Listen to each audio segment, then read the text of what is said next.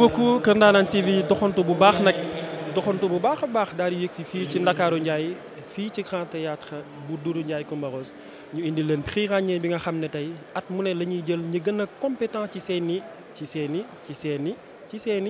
yëngu-yëngu. Merci beaucoup ba léegi dañuy continuer sunu plateau bi nga xam ne moom lañ jagleel tey prix ràññee am nañ fi nag honorable député boo xam ne moom mooy madame Paye jóge ba Patte d'Oie teewal fi waa Patte d'Oie gépp nag war a jël si moom it prix ràññee madame Paye salaamaaleykum xanaa da ngay fayeeku si tey Paye. maaleykum salaam merci monsieur naka Dem. waaw Dem maa ngi lay nuyu di la ziar di la remercier vraiment ci li nga ma permettre m'exprimer wu mais xanaa di recadrer tuuti rek dama ñëw représenter sama maire bi lañ jox prix ràññee mais comme il est un peu souffrant mu laaj ma pour ma ñëw représenter ko ànd ak délégation bi. ah moom dafa feebar wala daa dugg pour lijjanti ci mukaay ndax élection yi. non du tout il est kii un peu souffrant depuis la semaine dernière. Prompt rétablissement à monsieur le maire de la commune de Patte d'Oie monsieur Diop Banda madame tey prix ràññee bi ci yan yëngu-yëngu ngeen def ba mën a jot tey prix ràññee bi. waaw xam nga loolu damay wax ne prix ràññee bi en général day promouvoir leadership ñi nga xamante ne nii ñoo gën a ràññeeku ci politique wala ci beneen anam yaa xam politique politicienne la wala politique de développement ci fi nga nekk wala ci li ngay yëngu bu ko defee ñu woole ci pour nga ñëw si ndax c'est pas la première fois ma koy ñëw di ko teewe. Une première fois j'avais accompagné l'actuelle administratrice du FONGIP Thérèse Faye si ràññee parce que dafa amoon taxawaay boo xamante ne nii vraiment daf ko fësaloon ci wàll bi muy yor temps bi muy yor affaire COJER bi waaw. tubarkàlla waa yow dinañ xuus si yow ndax occasion la ñu daje fekk honorable député madame Paye nekk ba assemblée nationale foofu nan la demee yenn saa ñu gis gars yi dóorante wala affaire yi bëri coow loo ñu mën a wax tuuti ci assemblée nationale bu Sénégal. assemblée nationale moom xam nga foofu la politique économique et financière dëkk bi yëpp fa lañ koy nasee fa lañ koy noccee donc c'est normal que mu am ay xëccoo c'est normal que mu am ay coow ndax tamit du mouvance bi rek moo fa nekk dafa am ñoo xamante ne am nañu beneen yoon bu dul yoonu mouvance bi donc c'est très normal bu ñuy ñëw di liggéey di wax ci destiné liy jëmali dëkk bi kanam. mu am ay wax yu chaud daal un kii débat chaud c'est très normal. yow foo far ci waa ji fi nekk wala ci biti nga far yaa ngi ci biir néeg bi wala ci biti néeg bi. maa ngi ci biir néeg bi je suis de la mouvance. ah maanaam kon moom ñiy taal lamp yi ci la bokk ñi fi defar teer bi ci la bokk ñi fi indi leneen ak leneen macha allah lan ngay tàggoo ci Kër Ndanane TV. waaw Kër Ndanane TV di leen remercier rek bien que miinuma leen bu baax mais xam naa ne macha allah ni ngeen ko doxalee nii di déglu kii nit ñi di déglu. nu ma koy waxee ti sax di déglu état d'esprit nit ñi di leen laaj di leen questionner defe naa ne lu baax la te mën na leen apporter lu bëri dans la mesure où yéen taux audimat ngeen soxla ay auditeurs ngeen soxla donc le fait que ngeen mën a taxaw ku nekk wax mu expliquer leen ci li mu nekk wala ci li muy def day am solo surtout ci prix ràññee bi war ngeen mën a am ay kii yu bëri ay nit ñu bëri ñoo xamante ne ñu ngi fi woo déglu leen ba xam lan moo waral ñu nominer leen joxal leen boobu distinction. moom it dafa bokk ci ñi nga xam ne ñoo jot prix ràññee 2022 dañ koy bàyyi rek tout simplement mu présenter boppam daal di ñuy wax ci ban activité la nekk. Alors Ahmed Diallo coordonnateur de la coalition Gox Yu Bees et lauréat du prix ràññee dans la catégorie meilleur leader jeune du Sénégal. Alors ce prix est une satisfaction qui récompense un travail qui a commencé à Nguékokh mais qui nous a menés partout dans le pays à travers la coalition Gox Yu Bees. Donc cette célébration est surtout un encouragement à poursuivre, à persévérer tous les efforts que nous avons faits pour y arriver. Donc félicitations aux organisateurs, mais surtout nous recevons les encouragements de tous pour persévérer dans ce sens. Je vois sur Instagram votre compte Instagram que vous avez mentionné le prix ràññee. Qu'est-ce que ça vous fait? Quels sont les sentiments qui vous animent en ce moment-là? Alors, c'est une fierté, mais comme je l'ai dit tout à l'heure, ràññee, c'est le début de la vie. Ràññee, c'est ce qui fait que l'enfant commence à reconnaître ses parents. C'est ce qui fait que l'adulte commence à comprendre son secteur professionnel. Et une fois qu'on devient excellent dans son domaine, nous avons ràññeeku. Maintenant, du moment qu'on est ràññeeku, pour éviter de ne pas tomber au plus bas, c'est d'éviter d'être rakkaaju ou rangatiku. ndaxte soo ñu la ràññee da nga war a continuer di gën a xam li nga mën pour ñu gën la di ràññee waaye bu mu jël sa bopp bi yëkkati ko ci kaw ba nga rakkaaju mu yaakaar lépp. Bien sûr. Vous avez des activités politiques au campement Nguékhokh.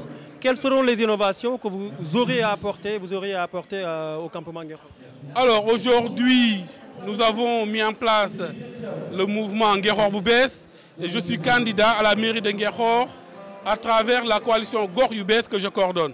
Depuis plusieurs années maintenant, nous avons mené plusieurs innovations dans ce sens en faisant de la politique autrement, principalement avec 3 actions.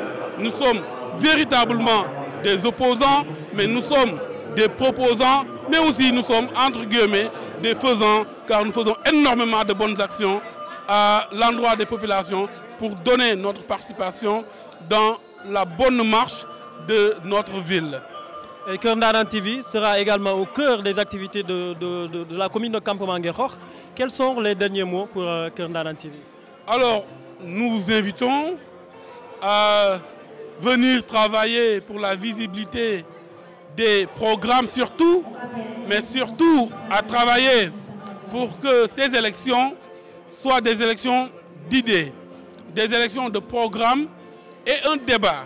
Parce que nous appelons à l'ensemble des candidats d'accepter de débattre plusieurs fois pour édifier les populations sur les projets qui sont menés. Donc si vous pouvez y jouer un rôle, venez inviter l'ensemble des candidats à faire des débats publics et cela aidera la démocratie. Ce sera une très grande fierté pour Keur Ndanane TV de poser ses jalons au campement Nguékhokh en partenariat bien sûr avec Gox bu bees que monsieur Diallo a l'honneur de diriger bien sûr dans la commune de Campement Nguékhokh. Nous vous remercions et vous dit à bientôt sur Nguékhokh, monsieur Diallo. Merci beaucoup. Bonsoir monsieur Diaw, salam alaikum. Bonsoir monsieur Deme. Très honoré de vous retrouver ici encore. Vu que aussi vous êtes un acteur confirmé à Rufisque, vraiment je suis très honoré de vous retrouver ici au Grand Théâtre. Merci beaucoup monsieur Thiaw. Je rappelle que c'est un consultant qui a sillonné le monde entier à travers son projet, à travers également son expertise sur les ordures. Mbokk yi kontaan nañ bu baax ñëw fii ci Grand Théâtre Doudou Ndiaye Coumba Rose am na benn cérémonie boo xam ne at mu ne lay xew fii dañ ko tuddee ràññee nag baatu wolof la buy tax ñu mën a xam ne kon am na ñoo xam ne jot nañoo ràññee ko ci seen yëngu-yëngu. Idrissa Thiaw mii ñu dajal fii tey moom ci wàllum xawma nu ñuy waxee déchet ordure ci wolof waaye environnement mooy wàllum mbatit mi. Sëñ Thiaw liggéey boobu nan la demee ba tey nga am ci prix. waaw xam nga tey li ñu fiy dajale tey mooy ràññee te kuy wax ràññee wax lu ràññeeku et je pense que ñun dañu innover ci wàllu gestion des déchets. Parce qu'actuellement, on parle de tri sélectif des déchets, on parle d'économie circulaire des déchets. Donc, ci kaw loolu la ñu créé benn zone bu ñuy tuddee zone écologique communautaire pour di jàngale population yi nan la ñuy saytoo seen wàllu déchet.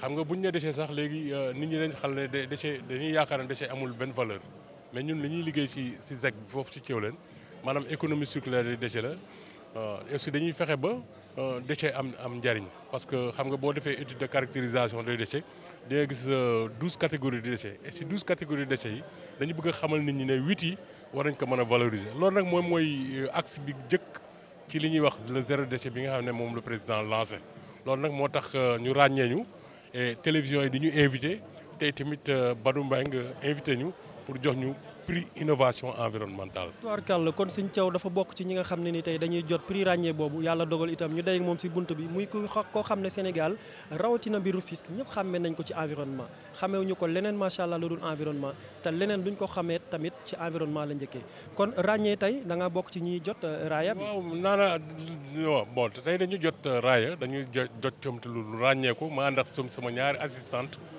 ñi nga xam ne ñoom ñoo yor tout ce qui est communication ñoo yor tout ce qui est valorisation des déchets ci wàllu site bi muy Wolimata Seck ak ki nga xam ne moom la yor Fat Bintou nekk licenciée en environnement Wolimata Seck tamit jàng ci université yu mag yi ba génn yàlla boole ma ak ñoom ñu nekk ak man ci ZEC bi donc ñuy ay jigéen ñoo xam ne tamit jigéen ñu jàmbaare lañu jigéen ñu ràññeeku lañu ci wàllu environnement. kon nag sëñ Thiaw mi dafa ànd ak délégation ànd ak ñaari assistantam ñoom ñoo koy jàppale ca liggéey ba xew ca Thiawlène foofu ci Tëngéej liggéey boobu lépp lu jëm ci ordure la wax na leen ko léegi dégg ngeen ko kon dañ koy ràññee tey foofu lañ ko naan càpp tëj ko après la ca des biir Keur Ndanane TV lay xewee sëñ bi looy tàggoo bañ fekk laat ci biir. xanaa rek di remercier suñu assistante yi pour wax ne man damay dem vraiment ci wàllu retraite ci wàllu environnement parce que yàgg naa ci 30 ans maa ngi ci et bu ma gisee ay xale yu jigéen yoo xam ne yàlla da leen dugal université ba ñu am ay métiers ñu renforcer seen capacité je pense que ne man suupa rek dinaa mën a retiré wu bàyyi leen ñu dem mbir mi. ah déedéet loolu moom desaatu ba ci kanam photo de famille ak sunu ñaari assistante yi nga xam ne ñooy jàppale monsieur Thiaw. directeur d'école laa leen loqatil moom mooy le directeur de l'école La Sagesse dañ koy jox kàddu gi mu nuyoo wax prix bi nga xam ne jot na ci yan yëngu-yëngu la ko jotee monsieur le directeur ñu ngi lay nuyu. waaw ñu ngi lay fay di am contentement di répondre ces questions donc tey jii dañu ñëwoon ci cérémonie bi ràññee bi nga xam ne Badou Meng moo ko organisé ñu représenté fii l'honorable député le président Souleymane Ndoye bi nga xam ne moom la ñu jox prix ràññee l'homme social de l'année donc moom loolu moo waroon suñu teewaay fii quoi. d'accord tey ci social par exemple yan jëf nga nu mën a fàttali ñaar ba ñett rek yoo xam ne yéen seen kuréel gi rawatina le député Souleymane Ndoye jot na ko def foofu Rufisque ak le Sénégal. waaw bi si njëkk ràññee mooy bi nga xam ne Sénégal mbas mi dugg na fi def na fi ay jéego yu am solo.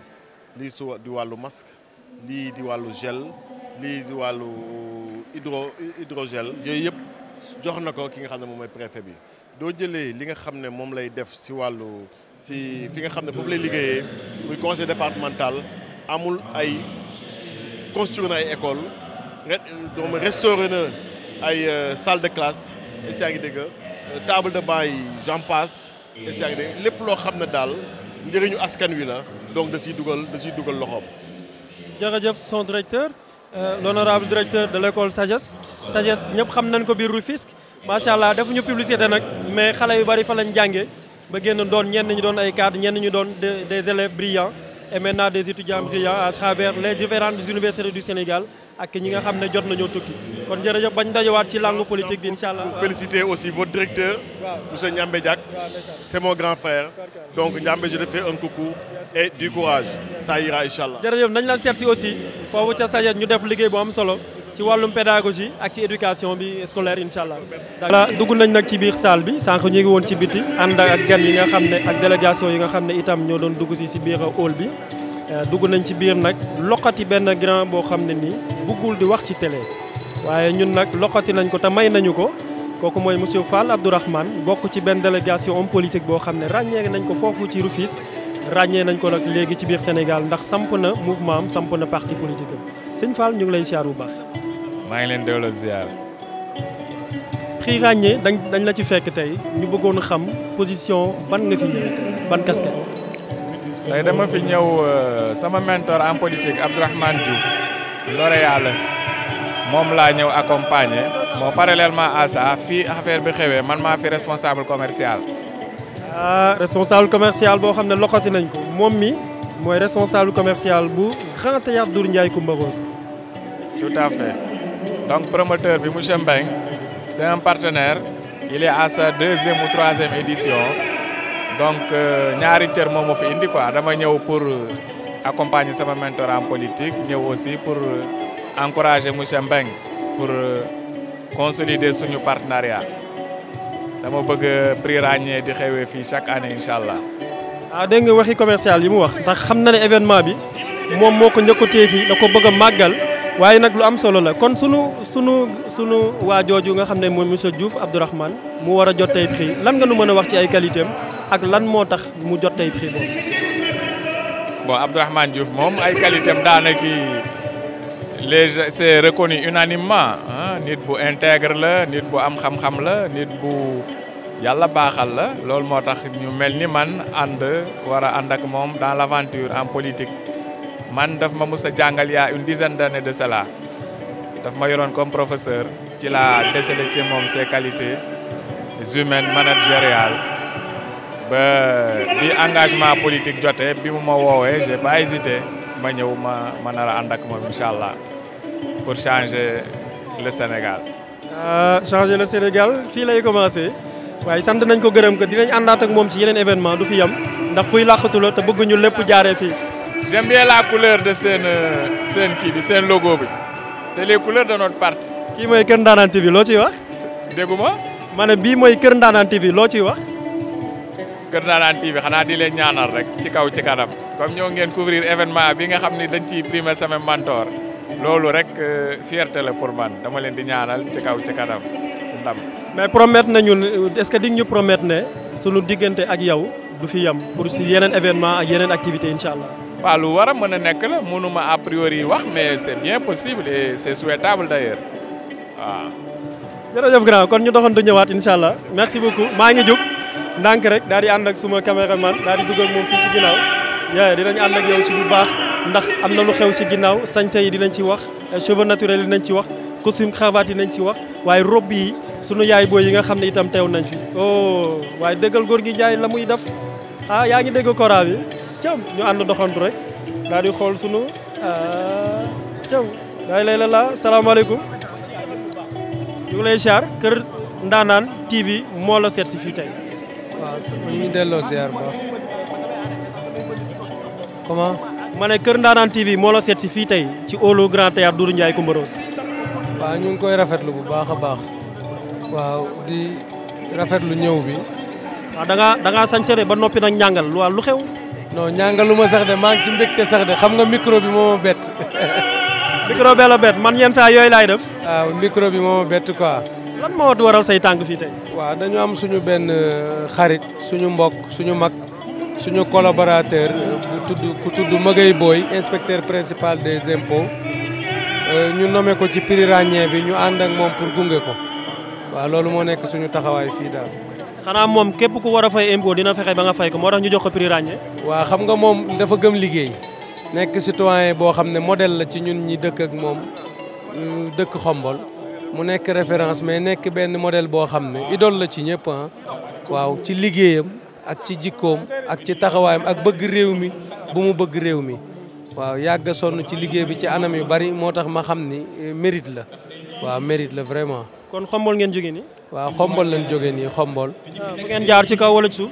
waaw dañu jaar ci kaw péage bi waaw ci péage bi lañ jaar en même temps mu nekk suñu candidat coalition gox yu bees ñu bëgg ko élire ci kaw mairie Xombol ren incha allah.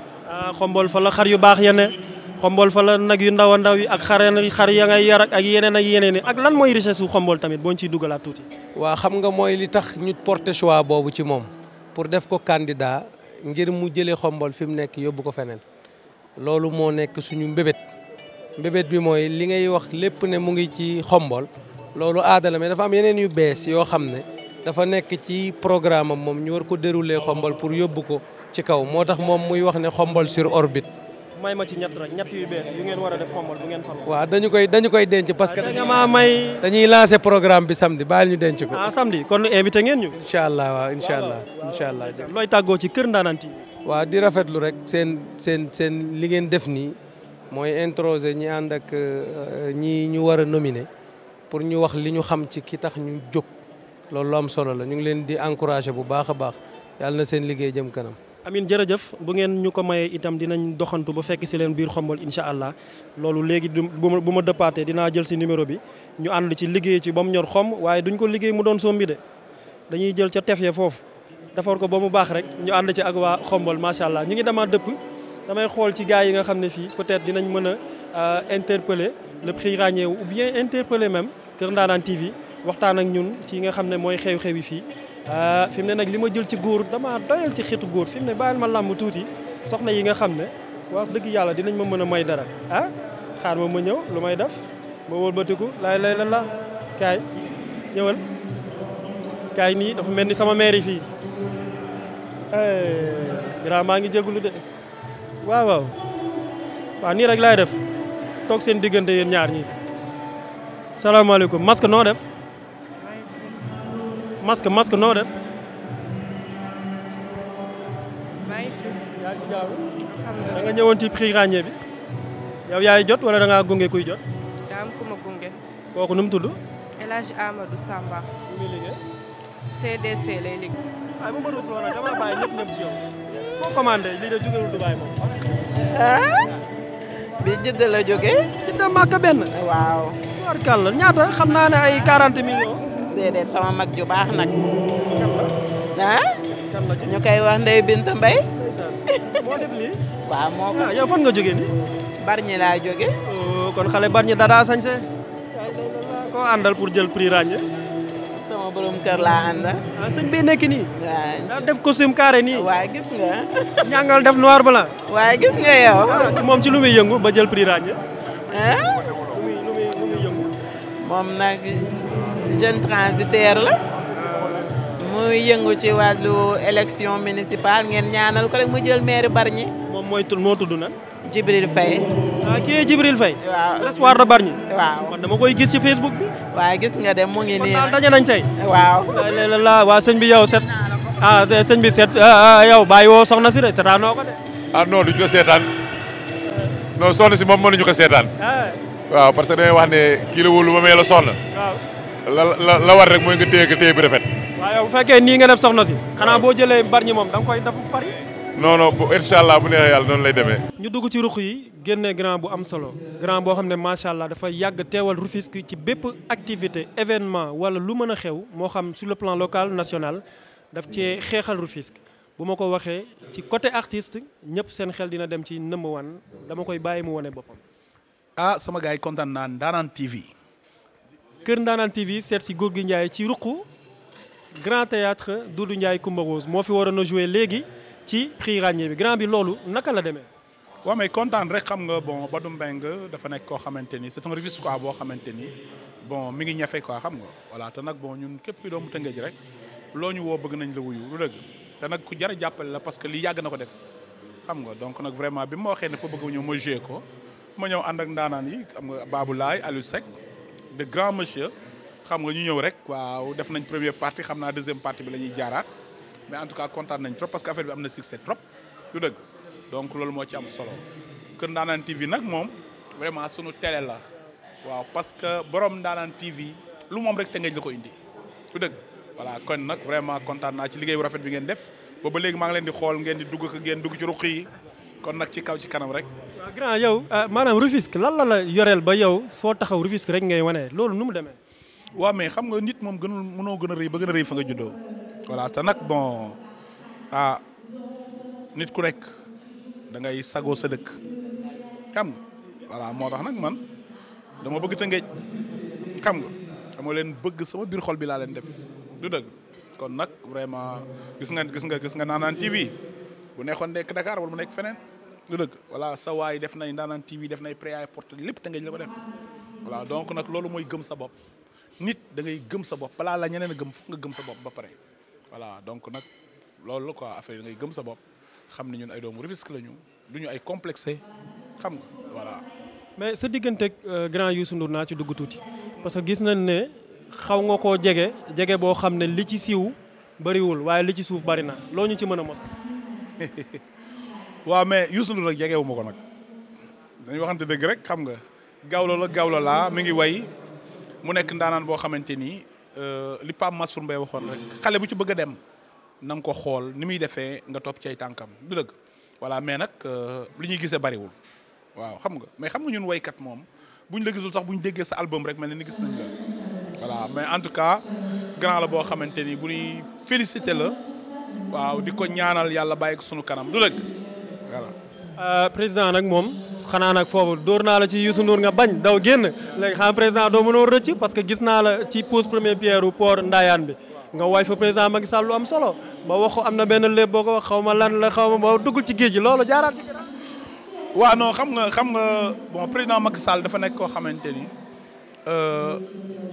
mi ngi fighting quoi parce que xam nga ñun duñu ay politiciens mais ku def lu baax da ngay nangu ne kii kat def na lu baax parce que portu Ndayane bële mais port international la xam nga voilà donc nag monsieur Ababacar Sadikh Bèye moo ma woo invité ma ñëw def sama playback remercier ko nag xam nga voilà parce que loolu yëpp bu amee c'est grâce au président Macky Sall donc nag vraiment moom it li sëñ Abdou Aziz daan wax rek nit bu fekkente da nga dugg ci gaal da ngay ñaan bul ñaan sa ëmb rëcc da ngay ñaan gaal gi yëpp rëcc voilà comme que Macky Sall nag moo fi nekk yori réew mi nañ ko ñaanal yàlla jàppale ko ba fi mu mën a yem du dëgg après leneen am waaw. mais ñu ñëwaat tuuti ci sa carrière musicale grand bi lan lay waajal pour Sénégal rawatina waaru. waaw ñu ngi studio vraiment yaakaaroon naa sax bon décembre bi nañ ko génnee mais nag xam nga boo ànd ak ay staff waaw ñoom ñooy xalaat bon xam naa am naa yaakaar ni daal parce que pare nañ ko ci kàttanu yàlla xam naa ne yàggatul daal ñu génne ko waaw. luñ ci mën a xaar da ngay dellu cosaan wala da ngay dugg ci world music bi.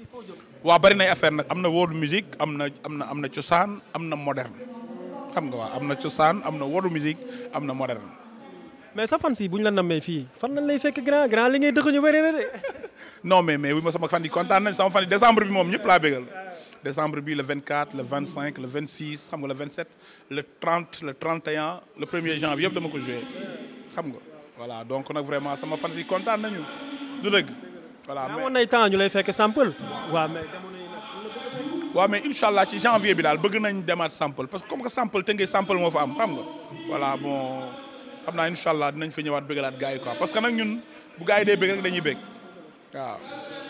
waaw mais léegi yow grand Rufisque Kër Ndanane TV fa la ne ana ban loxo nga fas yéenee jàppale télé bii di Kër Ndanane TV. non Kër Ndanane TV moo nee naa la sunu télé la parce que Kër Ndanane TV avant ko njàmbe jaag di xalaat waxtaan na ceeg man fu mu ci mës a toll waxtaan na ak man du ñu déggante bi mu demee Italie dañu déggante téléphone gisante wuñu mais déggante nañ téléphone lépp loo xamante ni daal mi ngi koy waaj dinañu ko wax parce que xam na ni ñun ay Rufisquois lañu te duñ ko yàqal du dëgg donc nag moom ñu ngi koy ñaanal bu baax a baax di nga wax ni Kër Ndanane TV moom sunu télévision la waaw ñoo ko moom Kër Ndanane TV mooy télé ndaanaan yi leer laa la wax. waaw mais après nga jël après xam nga. si.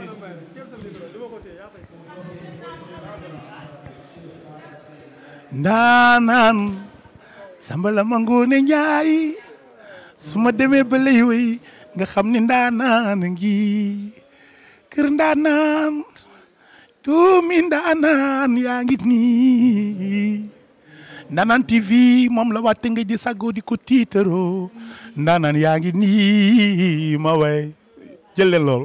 asalaamaaleykum cheikh bi maa ngi ziar ñëpp mbooloo mi maa ngi tudd Siré Diakité di éleveur représenté tey promotion élevage bi yëpp particulièrement les éleveurs de moutons de race Ladoum ñu ngi kontaan bu baax ci prix bi ñu décerné di ci jaajëfal ñëpp di njëkkee nag suñuy wayjur parce que gannaaw yàlla lépp ñoom la di jaajëfal ñëpp ñu ci accompagner macha allah.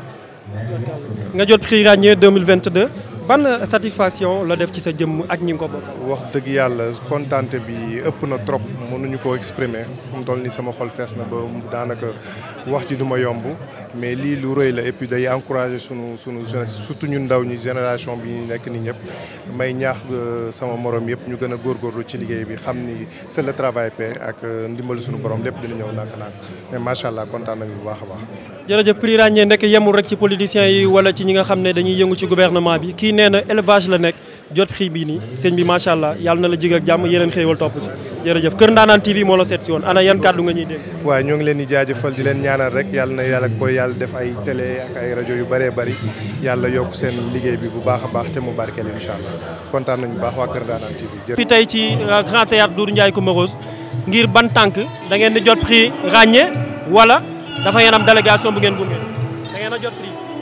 waaw dama jot prix ràññee leader politique de l'année ma nekk le président du conseil départemental de Mbour nekk DG de la CIRM donc di rafetlu suñu nee ba boole ma ci ñi xalaat ne war nañ leen mën a ràññee Sénégal dinañ gën a góorgóorlu pour que espoir bi am suñu kaw ñu mun ko mottali incha allah. ñu ngi ci hall bi ba tey ñu ngi dajeeg sunu yaay booy madame le maire de la ville de Dakar mu jot prix ràññee 2022 macha allah dañ koy jox kàddu jaratul muy présenté wu macha allah ndax Sénégal ñëpp xam nañ ko waaye day ñëw rek ci prix bi nga xam ne jot na ci ana yan taxawaay tax ñu jox ko ak itam ban tànk la fas yéene tegaat ngir jotaat raaya gu sut bi. waaw jërëjëf di remercier organisateur événement bi biñ ma ooyee ne ma dañ may jox prix ràññee bi dama ci kontaan lool parce que dama yàgg liggéey ak jigéen ñi ci leadership féminin muy prix biñ ma jox tey may fàttali rek ne ville de Dakar dañ ci am programme bu bari ndax dañu innover ci suñ cabinet def fa une conseillère technique en genre qui est chargée de l'enfance et de la femme donc boo defee loolu sa cabinet ñu far jox la prix bu mel ni da ngay bég da ngay sant yàlla ndax nag ci programme bi ñun dañu prévoir sax tàngat xale yu jigéen ñi ci leadership. am na benn formation boo xam ne dañuy dem ci lycée yi defal leen formation boobu pour ëllëg xale yi am fiti postuler ci yenn poste yi. man yàlla bi ma dimbalee ma nekk première femme maire de Dakar dama bëgg sama rakk yi suñu doom yi ëllëg ñu am fitu postuler pour poste yu mel nii kon prix ñi ñu ma jox tey daf may gën a renforcer gën maa motiver pour ma gën a liggéey ci lépp loo xam ne ça concerne jigéen ñi ça concerne xale yu jigéen ñi parce que nag parité dafa am suñu réew te góor baax na jigéen baax na. dëgg la yaay dafa mel ni élection yi ñëw sax am na ñoo xam ne dañoo namm topp say tànk gis nañ soxna yu bari dañoo fas yéene laaj mairie yi loolu nan nga ko gisee ak lan nga leen di digal. mooy lu baax nag mooy lu baax te nag may lancer appel jigéen ñi dama ne comme que defoon nañ fi marche di wax ne dañuy soutenir femmes yi nga xam ne tête de liste lañ nañu góorgóorlu bu baax ñun jigéen ñi ndax ñun nag ñooy fal góor ñi de. kon bii yoon war nañu wane suñu doole fexe ba jigéen ñi nga xam ne tête de liste la ñëpp ñu jàppale leen ba ñu nekk ay maire loolu daal ci tànk yooyu lañ nekk te defe naa bii yoon ce sera la révolution. bien sûr Kër Ndanane TV seet si woon la yaay ana yan kàddu ngay tëjee bañ dajawaat ak jàmm. waa kay di leen sant di leen gërëm ci interview bi di leen féliciter parce que nag lii mooy information événement yu mel nii bu amee ngeen ñëw taxaw laaj nit ñi seen xalaat ba pare tas ko ci dëkk bi yëpp. dana tax nit ñi lu bari danañ koy kon maa ngi leen di féliciter di leen wax ne lu mel nii daal ñu ngi leen ciy encourager. jërëjëf yaay dinañ. voilà ñu ngi ci hall bi ba tey ñu ngi dajeeg beneen kilifa goo xam ne jot na xii ràññee 2022 dañ koy bàyyi rapidement mu joxe turam ak santam ak yan sentiment moo ko animé biñ ko joxee raaya gi. waaw jërëjëf kontaan naa trop man la Mohamed Moustapha Diagne nekk directeur de la formation et de la communication. bu éducation nationale en même temps aussi nekk président parti bu ñuy wax jiite parti bu ñuy wax Synergie républicaine nekk candidat à la commune de Thiès Est waaw di kontaan trop parce que bii ci at mi mooy sama deuxième prix ràññee donc am naa ci ñaar ci éducation ak ci politique waaw di gërëm bu baax Alioune Badara ak équipe am mi nga xamante ne bi ñoo ràññee ñoo seet ba suñu génération ñu ràññee leen parce que loolu dafa am solo parce qu'il faut qu'on prépare la relève parce que dara saxul dara wéyul donc bu ñu ràññee comme ça Sénégal yëpp gis ñu Sénégal mën noo wóolu ba ëllëg bu ñu tàllee son loxo ñu mën ñoo jox.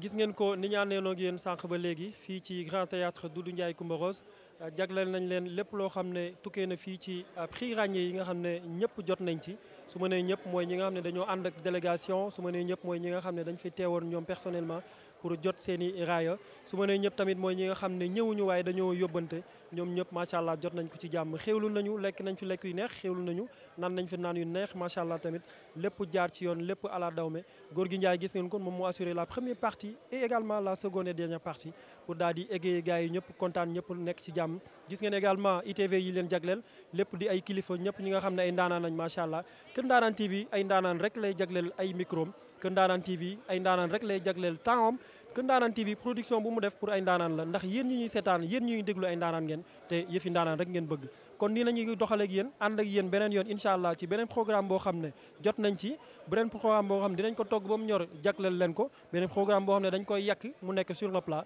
ngeen jël ko consommer ko ak mbégte bu ànd ak ndaanaan jërëjëf ba beneen incha allah